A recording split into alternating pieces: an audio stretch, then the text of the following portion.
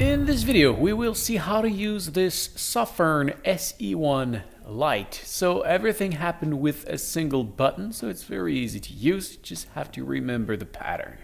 So when the light is off, if you press the top button, it will power on. Then from there, if you hold it, it will dim from the weakest to the highest one. So this is the weakest, and no, it doesn't blink from the eye, it's just a visual effect with the camera. So yeah, hold it and change the intensity. From there, if you want to power it off, you just press the button and it's off. So pretty simple, press on, press off.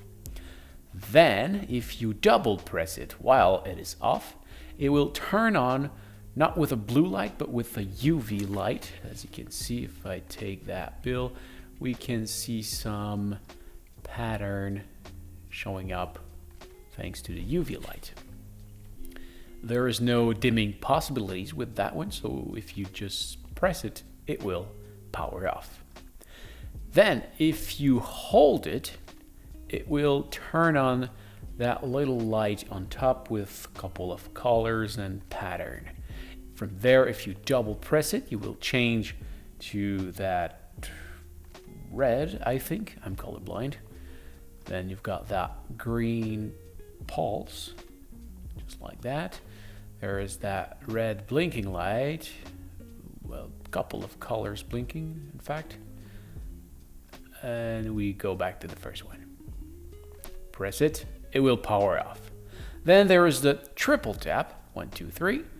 You're gonna have a 2 blink from here, and from there, if you try to power it on with the press or with a double press or with a hold, you always gonna have, well, just a blink, or if you hold it, it will remain on at the weakest at the weakest intensity. That's a lock mode. So if you want to go out of the lock mode, you have to triple press it again and it will power on instantly. So 1 tap is on, 2 tap is UV light, hold is that little light on top, and 3 tap is a lock. So I hope this was helpful.